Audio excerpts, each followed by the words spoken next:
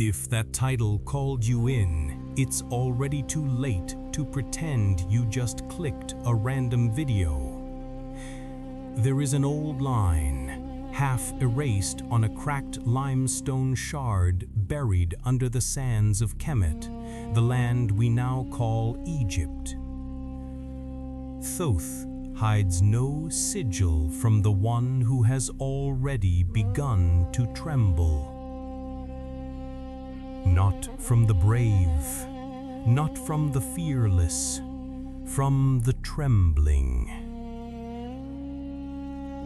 Tonight, we are not here to erase your trembling. We are here to rewire it. This video is not just information. It is a ritual disguised as a YouTube script. A vibrational transmission wearing the costume of words and sound. Thoth's hidden sigil that turns anxiety into pure electric courage has never truly disappeared. It has simply been encoded, folded into symbols, sounds, and breathing patterns scattered across Egypt, India, Tibet, and the secret corners of your own nervous system. In modern language, we call anxiety a disorder. We speak of neurotransmitters and overactive amygdalas, of stress hormones and cognitive distortions. Science is not wrong, it is just incomplete. What the old temple schools knew is this: anxiety is not just a mental glitch, it is untamed electricity, a storm of charge with no sacred channel to flow through. You feel it as a knot in your stomach, as racing thoughts, as sleeplessness at 2:33 a.m. They saw it as raw power banging on the inside of your rib cage, begging to be given a direction. In those temples, initiates were not told to calm down. They were taught to aim the storm. Tonight, you will learn a fragment of that forgotten technology, a sigil, a pattern, a ritual. But this is not a pretty symbol for your notebook. This is a living frequency, one that will begin to move as soon as you understand it, and even more as soon as you practice it. So let's set an agreement right now. If you stay until the end, you are not just a viewer, you are a participant. You are stepping into a field that has been held for thousands of years by those who dared to face their fear and alchemize it. In a moment, I'll ask you to do simple things. To breathe in a certain rhythm, to imagine a very specific shape in your chest, to whisper a sound, to feel your anxiety, not as an enemy, but as a rising tide of electricity ready to be redirected. You do not have to be spiritual. You do not have to believe in gods or past lives or ancient Egypt. You only need 3 things.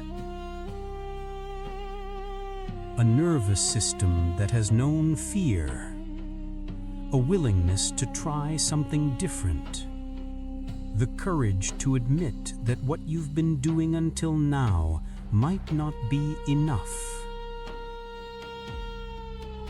Tonight, Thoth's hidden sigil won't be revealed to you like a magic trick. It will be awakened inside you. Because here is the real secret. The sigil is not drawn on stone, not carved into gold, not painted on a temple wall. It is drawn in your bioelectric field. It is carved into the pattern of how your heart, lungs, and solar plexus dance with each other. It is painted in the invisible aurora of your emotions. Once activated, you will not become someone who doesn't feel anxiety anymore. You will become someone whose anxiety turns into voltage, into focus, into a kind of courage that doesn't roar but hums, steady and unstoppable beneath everything you do. If at any point in this journey something inside you stirs, if you feel heat in your chest, tingles in your hands, pressure behind your eyes, or a strange sense of calm where panic used to live, write in the comments, "I have activated the sigil of courage." Not for me, for you, for the field. Because when one person activates, the others watching feel it. We are not just individuals with headphones. We are a grid. Breathe. Feel the weight of this moment. You didn't find this by accident. You were called. Type "I am ready" in your heart, and when you're ready to step deeper, we begin.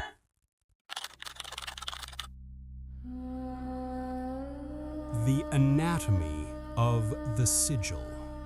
This is not just a symbol drawn on paper, but an invisible pattern in your nervous system that decides whether your fear devours you or fuels you. It's hard to believe, but the old initiates said that a single correctly drawn inner sigil could alter the fate of a lifetime. Not because of the ink, because of the instructions it gives to your energy. Imagine your anxiety as a sphere of white-blue static in the center of your chest. When you are about to speak in public, make a message, confess your feelings, make a big decision, that sphere begins to flicker wildly. Your heart beats faster, your breathing becomes shallow, your thoughts race. Most people try to shut that sphere down. They push it away, numb it with distraction, scroll, food, substances, noise. The Egyptians, the yogis of India, the mystics of Tibet, they did the opposite. They leaned in. They listened. In Kemet, anxiety was seen as the untrained falcon, a wild, sharp-eyed bird thrashing against the bars of the mind's cage. Left untrained, it injures you. Trained correctly, it becomes your messenger between worlds. In Indian tantric practice, that same energy is mapped as upward rising prana. If trapped in the chest, it feels like panic. If allowed to rise into the throat and third eye, it becomes insight, eloquence, vision. In Tibetan traditions, it is the raw wind energy, lung, that, when blocked, creates agitation and neurosis, but when guided, becomes the clear, fierce awareness of a snow lion standing on a mountain ledge. Different cultures, same electricity. The hidden sigil of Thoth is not primarily a drawing. It is a choreography, a sequence for your breath, attention, and inner imagery that teaches this wild electricity where to go. If you were to look at a brain scan during a panic attack, you'd see regions of the brain lit up in chaotic patterns, amygdala firing, prefrontal cortex overwhelmed. From a mystical vantage, you're seeing a storm with no lightning rod. The sigil is the lightning rod. It says to your fear, come here, hit here, run down this path, transform into something I can use. Now, listen closely. You are not trying to remove anxiety from your life. You are upgrading its job description. Instead of letting it be the inner saboteur that tightens your throat, the sigil promotes it to the role of sacred alarm, a bell that rings whenever you are standing at a threshold where courage is required. That's why this ritual is not for everyone. Some people are still in love with their excuses. They want their fear to win as long as it keeps them safe from change. If you've watched this far, that's not you. Let's begin to feel the outline of the sigil. Sit, if you can, with your spine relatively straight. You don't have to look holy. You don't need incense. Just you, your body, and this moment. Gently close your eyes. Let the external world blur into sounds. Take a slow breath in through your nose for a count of 4. Hold for 4. Exhale through your mouth for 6. Do it again. In for 4. Hold for 4. Out for 6. As you breathe, bring your awareness to the center of your chest. Not the physical heart on the left, but the middle of your sternum. This is where the first line of the sigil will be drawn. Now imagine your anxiety, the buzzing, the heaviness, the tightness is not a problem, but a ball of white-blue electricity. Not painful, just intense, pulsing. You are not trying to dampen it. You are introducing yourself to it. On your next inhale, imagine a thin vertical line of light extending from that ball, straight up toward your throat and the space between your eyebrows. On the exhale, imagine that same line extending downward from your chest into your navel and just below it. You have just drawn the spine of the sigil. Heaven to earth, vision to instinct. Again, breathe in for 4. Feel the line brightening upward. Hold for 4. Exhale for 6. Feel it descending, grounding into your belly. You may notice tingling in your face or fingers, warmth in your chest, a sense of being slightly lightheaded. This is your nervous system realizing that the storm is being given a path. There is no need to force, no need to chase a feeling. Just follow the imagery. In temple language, this vertical line is the path on which anxiety becomes voltage. The current rises to your vision, showing you what truly matters, then descends into your gut, giving you the instinctive power to act. If you feel even a small shift, a loosening in your throat, a sense that your fear has somewhere to go, you are already touching the edges of the sigil's field. Pause here. Open your eyes gently. If something moved in you, even subtly, comment. The current has begun to move. This is not a casual game. Your nervous system is listening. Your destiny is listening. This is only the spine.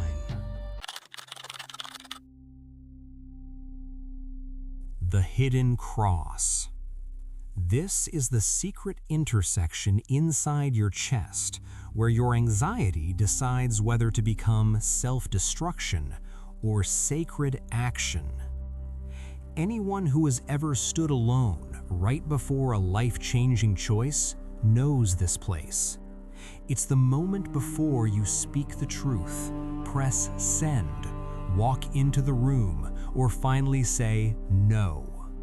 Reality holds its breath. Your heart slams. Your stomach flips. Modern psychology calls it fight, flight, freeze, or fawn. The ancient mystery schools called it the crossing. In Egyptian lore, Thoth was not only the scribe of the gods, weighing souls in the halls of Mot, he was also the architect of invisible geometries, the angles your thoughts take, the shapes your feelings draw in your energy field. Where your anxiety flows at the crossing determines the story your life keeps repeating. Some people always turn left. They run, sabotage, collapse. Others always turn right. They overcompensate, dominate, shout over their own fear. The sigil you are learning to awaken is designed to interrupt those unconscious patterns. It offers a third path, the path of electric courage. If you could see your chest as the ancients did, in subtle light instead of flesh, you would see a glowing vertical line, the one you just drew, and at the level of the heart, a horizontal line extending out to both sides. That is the hidden cross, the bind, the decision point. Leftward, your energy spills outward into other people's opinions, expectations, and imagined judgments. You become hyper-aware of how you are perceived, and your anxiety feeds them like a hungry ghost. Rightward, your energy spills into your own inner critic. You attack yourself, spiral into inner violence, rehearse disaster after disaster like a private horror film. The sigil's secret? It reclaims those side currents and folds them back into the spine. Let's feel it. Again, close your eyes if you can. Return your attention to the center of your chest. Feel the vertical line, crown to brow, throat, heart, navel, below. Now remember a situation that triggers your anxiety. Not the most traumatic one, just something recent, a conversation you're avoiding, a task you're postponing, a risk you know you need to take. Let your body remember it. Notice the familiar stirring, the knot, the micro tremors. Instead of escaping, whisper gently inside yourself, "I see you." Then imagine a line of soft golden light extending from your heart out to your left shoulder and beyond, and another out to your right. On the inhale, feel the leftward line where your fear feeds others' imagined opinions. On the exhale, feel the rightward line where your fear becomes self-attack. Do not judge, just witness. Now comes the alchemy. As you inhale, imagine both of those horizontal lines softening, becoming liquid like molten metal. As you exhale, see that molten light being gently pulled back into the center, back into the vertical line. In, melt, center. In, melt, center. You are telling your nervous system, this fear does not belong to them. This fear does not belong to my inner persecutor. This fear is raw charge, and I reclaim it. At first, this may feel like nothing. Then, for a brief moment, you might feel a strange inner silence, a gap. That gap is powerful. In that gap, the old pathways, running or attacking yourself, have not yet kicked in. In that gap, a new direction is possible. This is where Thoth's sigil whispers its true instruction. Voltage must serve vision. As the cross melts back into the spine, imagine that the vertical line brightens at the level of your heart. It becomes a small, radiant eye of light. This is the eye of inner witnessing, not the eye of judgment, the eye that simply sees what must be done. From a scientific perspective, what you are doing is re-engaging your prefrontal cortex, your higher-order thinking while the emotional storm is rising.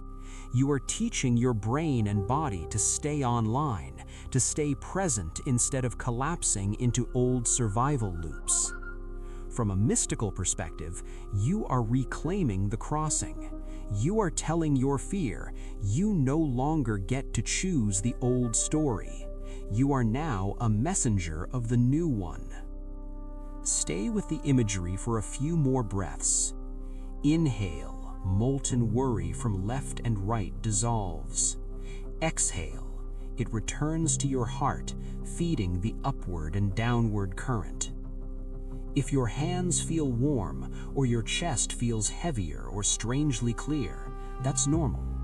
If you feel like crying, that's normal too. You are touching the place where you have abandoned yourself again and again, and you are doing something different. When you're ready, open your eyes. If you recognized your old patterns in this crossing, if you felt even a small reclaiming, comment, "I reclaim the crossroads." That act of naming is part of the sigil. Each time someone writes it, the field grows stronger for everyone who watches after you. The ritual of electric courage. This is the living practice that turns the storm in your chest into a current that moves you forward, even when every old story tells you to run. Tell you to repeat a mantra 1,000 times and hope your life changes? Sorry, the ancient magicians would laugh in your face. Change does not come from repetition alone. It comes from charged moments, those razor-edged instants when anxiety peaks and you choose differently. The ritual I'm about to guide you through is designed for those moments. It is not meant to impress anyone. You won't look enlightened doing it. You will look like a human being choosing courage in real time. You can perform this ritual in 3 places. Before a difficult action, right in the middle of a surge of anxiety, immediately after you've done something brave to seal the new pattern. Let's walk through it once now, slowly, so your body remembers. First, find a position where your spine can be fairly straight. You can sit on a chair, on the floor, even stand.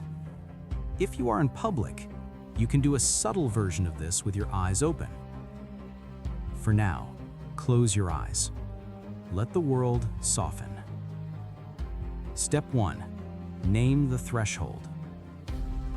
Whisper, either out loud or inside yourself, the name of the threshold you're facing. Speaking my truth to person. Launching my project. Leaving the situation. Showing up as who I really am. This is important. The sigil is not abstract. It wants a direction. Step 2. Awaken the spine. Take a slow breath in for 4. Hold for 4. Exhale for 6. As you inhale, feel the vertical line of light from your lower belly up through your chest, throat, and brow. As you exhale, feel it descend again, steady, unwavering. Imagine this line as the staff of Thoth, planted in the center of your being. It does not negotiate with your old stories. It simply exists. Do this for 3 breaths.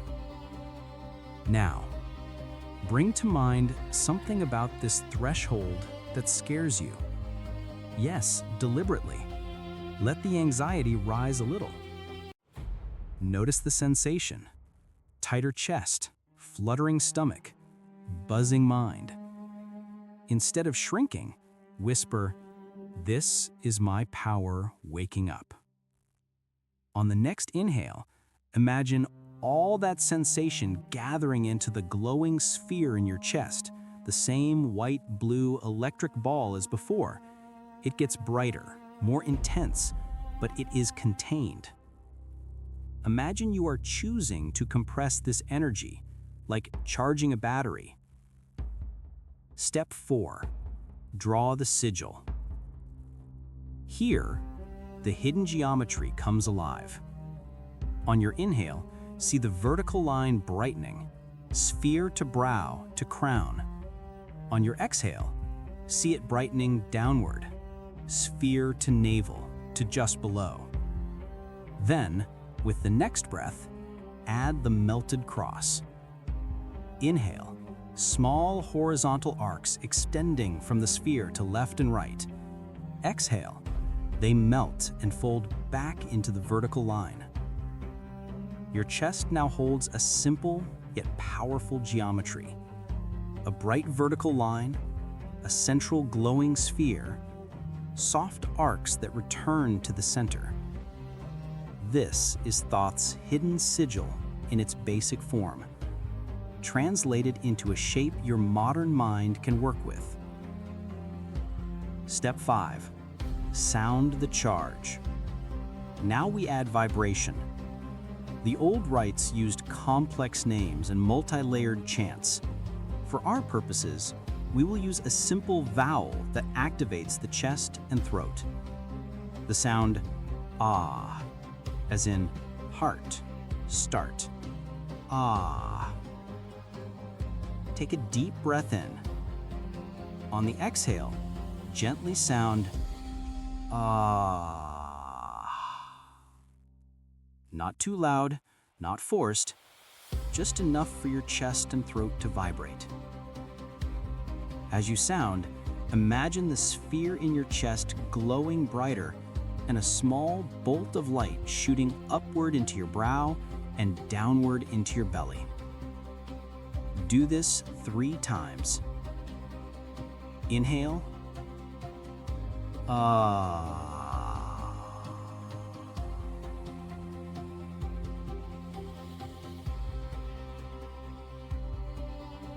See the light shoot up and down. If you cannot sound out loud, whisper it inside. Feel the inner vibration. This may seem simple. Do not mistake simplicity for lack of power.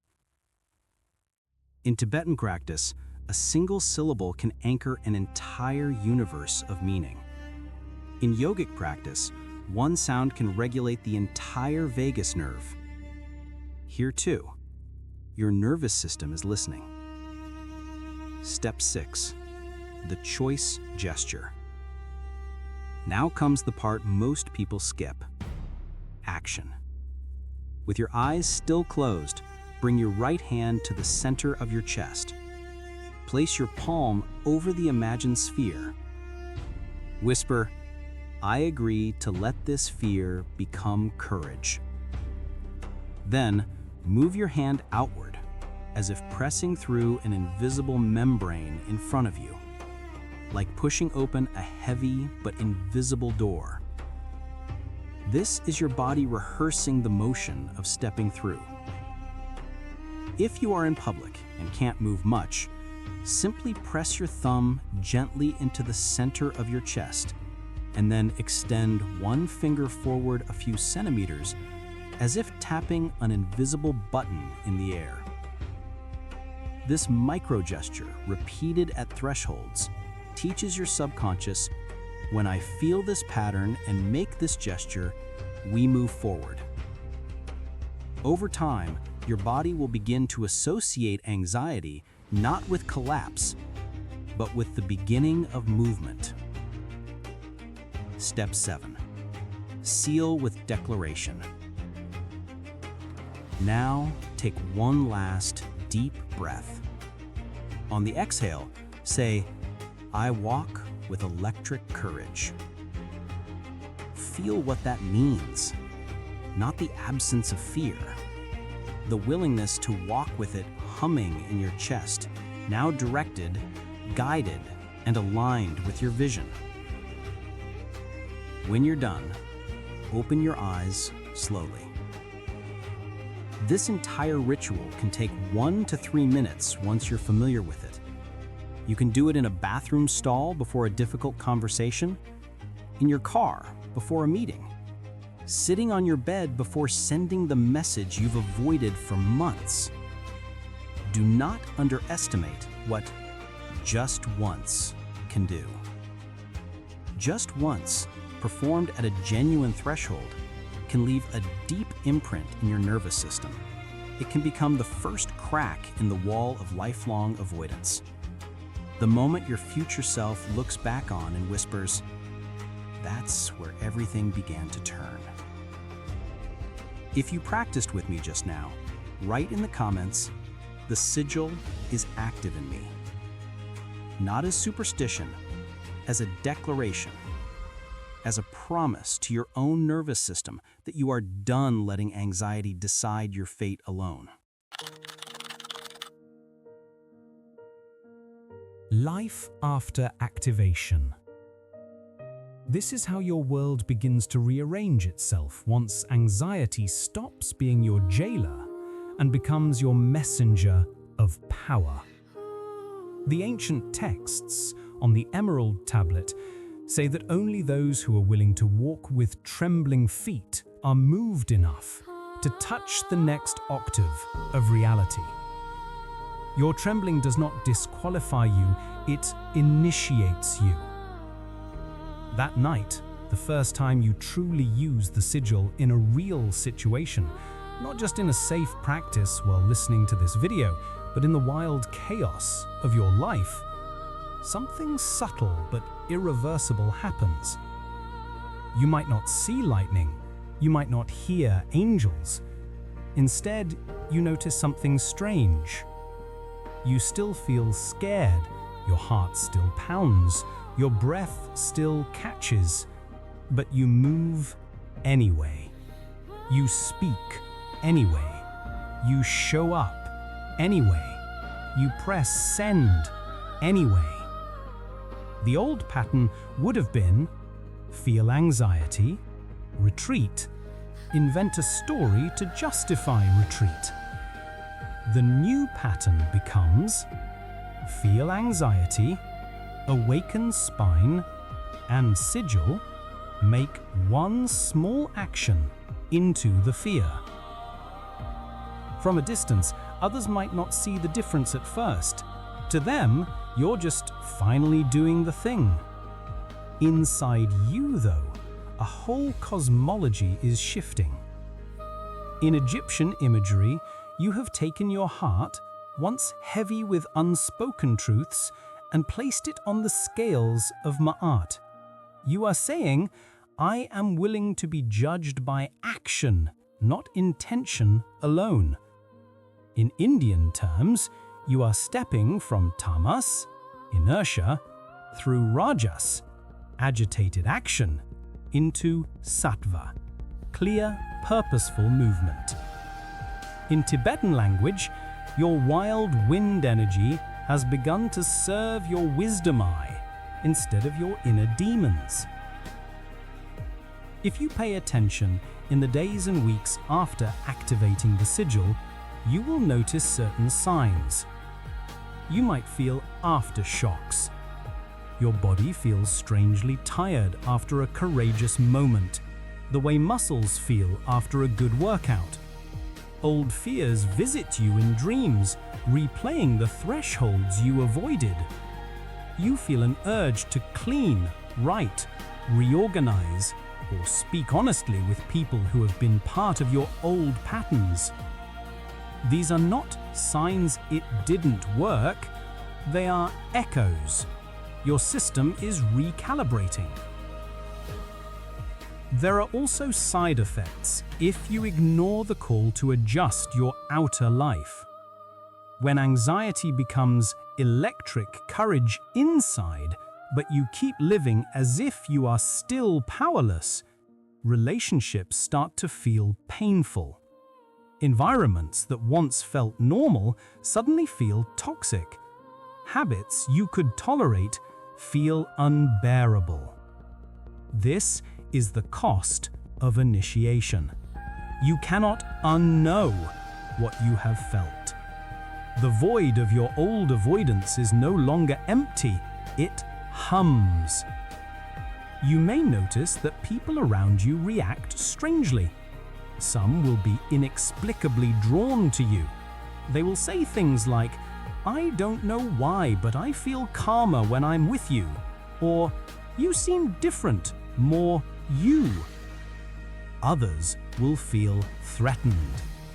Not because you are attacking them, but because your refusal to worship your own fear exposes their loyalty to theirs. Do not evangelize. Do not try to convert. Just walk. Just practice.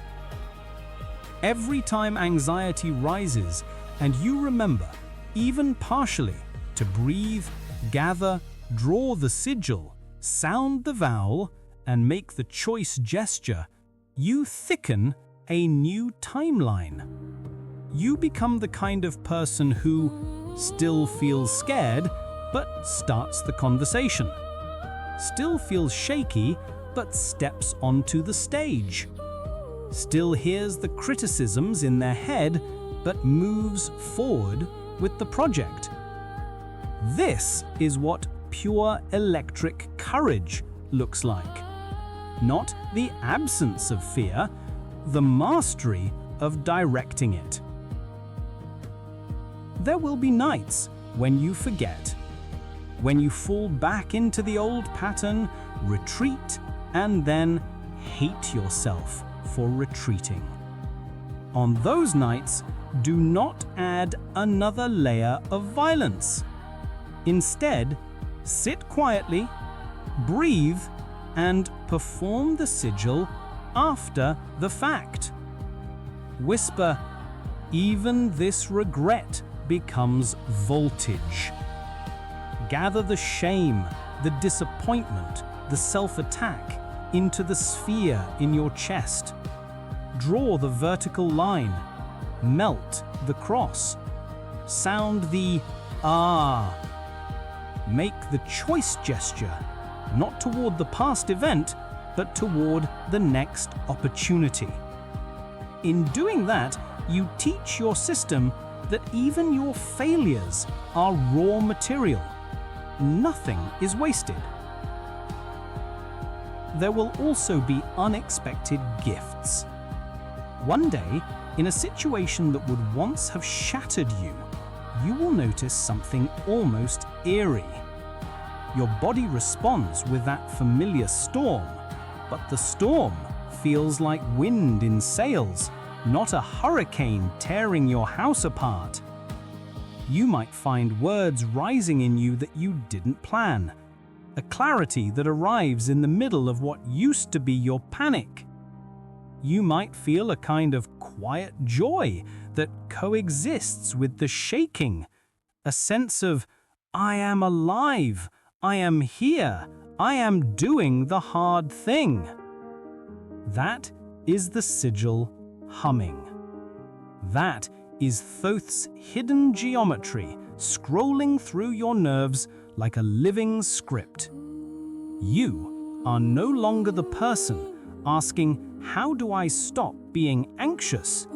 You are becoming the person who asks, "Where shall I aim this thunder next?" If, as you're listening, a part of you is whispering, "This is me. This is my moment," honor that.